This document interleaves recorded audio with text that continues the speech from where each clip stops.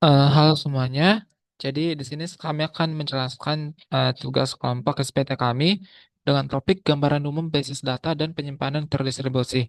Dengan saya Marsal Manurung dengan NIM 11S23021 dan ada teman saya Yosep Bangadu Simatupang dengan NIM 11S23008 dan Joshua Lens Franklin Saragi dengan NIM 11S23028 dan yang terakhir Daniel Tulus Simamora dengan NIM 11S23029. Jadi di sini kami akan menjelaskan yang pertama ada perkenalan, selanjutnya ada apa itu basis data dan penyimpanan terdistribusi, tujuan penyimpanan terdistribusi, teknologi penyimpanan, perbandingan teknologi penyimpanan terdistribusi, hubungan dengan sistem terdistribusi, dan yang terakhir kesimpulan. Yang pertama kita akan masuk ke perkenalan. Jadi, distribusi database dan storage adalah sistem yang memungkinkan penyimpanan data secara terdistribusi di berbagai node atau server melalui jaringan. Jadi, dengan mendistribusikan data, teknologi ini memastikan sistem tetap berjalan meskipun satu atau lebih node mengalami kegagalan. Jadi, sistem ini dirancang untuk menangani pertumbuhan data yang besar, memastikan performa tetap optimal meskipun jumlah data terus meningkat. Jadi, data tidak terpusat pada satu lokasi atau server, sehingga mengurangi risiko kegagalan pusat dan meningkatkan fleksibilitas sistem. Yang kedua, apa itu basis data dan penyimpanan terdistribusi? Jadi, basis data terdistribusi menyimpan informasi di beberapa node atau server. Dia akan memastikan tidak ada data yang terkonsentrasi di satu lokasi fisik saja. Jadi, semua node saling terhubung melalui jaringan, memungkinkan sinkronisasi data secara efektif. Sistem ini dirancang agar tetap dapat beroperasi meskipun salah satu node mengalami kegagalan, meningkatkan keandalan keseluruhan. Yang ketiga akan dijelaskan oleh teman saya. Tujuan penyimpanan terdistribusi.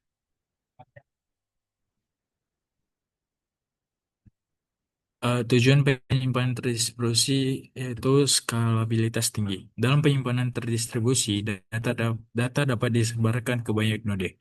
Hal ini memungkinkan sistem menangani pertumbuhan data yang besar tanpa mengurangi kinerja operasi penyimpanan dan pemrosesan. Ketersediaan atau high availability.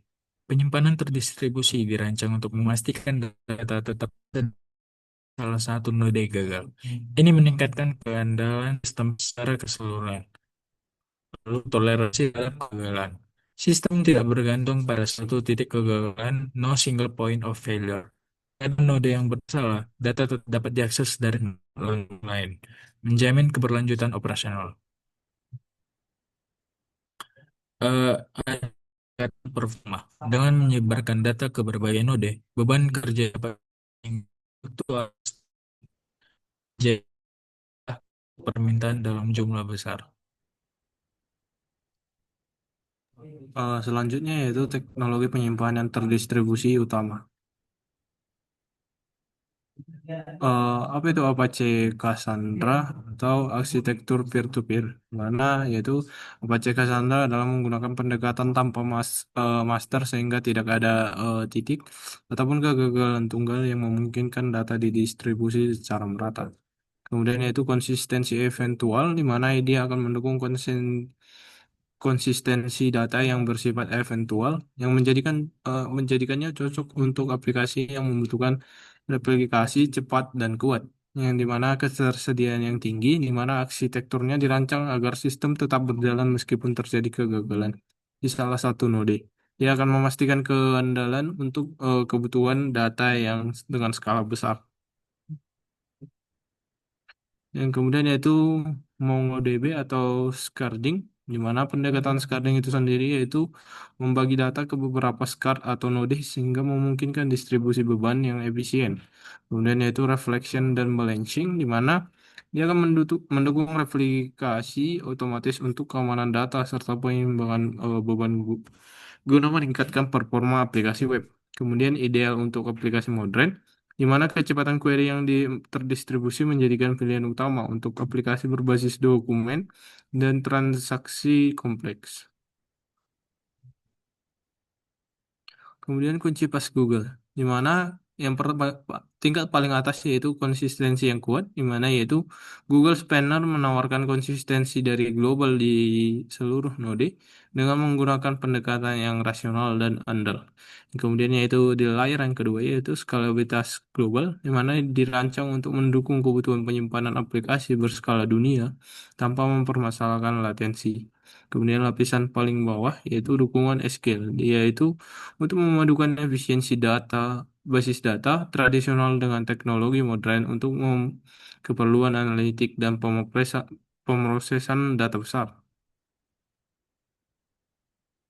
Kemudian yaitu HDFS atau sistem berkas terdistribusi header, di mana blok data terdistribusi dia ah, dia akan mencegah file besar yang menjadi memecah file besar menjadi blok-blok kecil yang didistribusi secara otomatis ke seluruh node. Kemudian yaitu replikasi otomatis, dia akan mendukung replikasi data dan menjamin ketahanan terhadap kegagalan. Dan dia akan memastikan kelangsungan pemrosesan data. Dan yang terakhir yaitu desain untuk big data, di mana ini sangat cocok untuk aplikasi analitik seperti Hadoop dan Spark yang memerlukan penyimpanan data dalam jumlah besar. Di mana yang selanjutnya yaitu Amazon S3, di mana yaitu penyimpanan berbasis objek, di mana Amazon S3 menggunakan pendekatan penyimpanan objek untuk kemudahan pengolahan dan akses data berbasis cloud. Di mana skalabilitas otomatis, ini adalah solusi menawarkan kemampuan untuk meningkatkan kapasitas tanpa pengaturan manual dengan sangat ideal untuk kebutuhan penyimpanan data yang dinamis.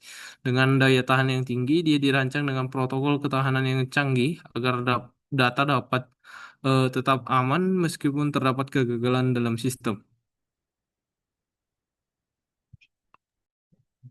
Selanjutnya perbandingan teknologi penyimpanan terdistribusi.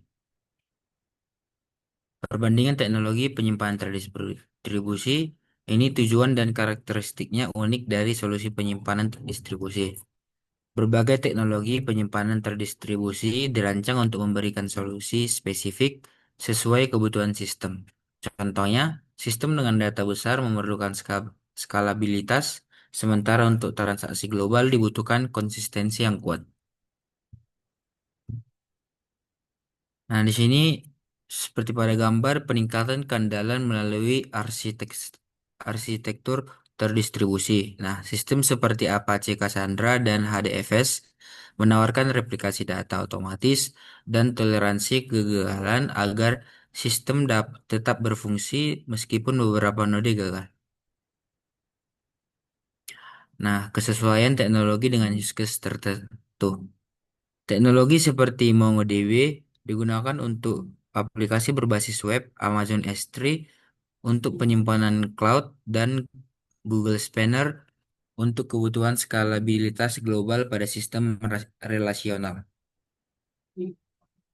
Nah, di sini pengolahan data dalam volume besarnya, teknologi seperti HDFS dirancang untuk mengelola file dalam ukuran besar yang sangat populer untuk pemrosesan big data digunakan Hadoop dan atau Spark. Nah, di sini sinkronisasi dan yang pertama itu ada sinkronisasi dan replikasi dalam jaringan terdistribusi. Yang kedua, teknologi penyimpanan terdistribusi memungkinkan sinkronisasi data antar node sehingga ketersediaan data tetap terjamin. Bahkan dalam kondisi jaringan yang mengalami latensi atau kegagalan. Selanjutnya ada hubungan dengan sistem terdistribusi. Eh, Hubungan dengan sistem terdistribusi terdiri dari penyebaran data di berbagai node. Dalam sistem terdistribusi, data disimpan secara tersebar di banyak node untuk meningkatkan keandalan dan skalabilitas, sehingga menghindari adanya single point of failure. Lalu, sinkronisasi dan replikasi.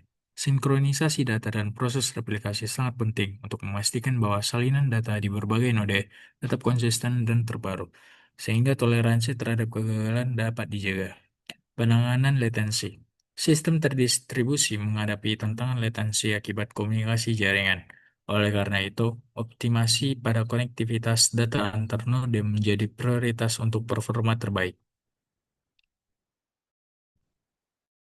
Toleransi terhadap kegagalan jaringan. Sistem penyimpanan terdistribusi dirancang untuk tetap berfungsi bahkan saat terjadi kegagalan jaringan dengan mekanisme seperti replikasi otomatis dan failover node. Penerapan nyata konsep sistem terdistribusi.